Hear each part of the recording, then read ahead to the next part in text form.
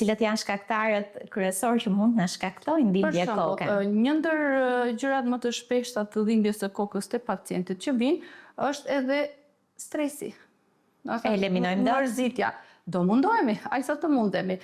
Tek pacientët me migren, për shembull, ne do t'i rekomandojmë pacientët që janë disa lloj ushqimesh që mund t'ia ngacmojnë dhimbjen e kokës.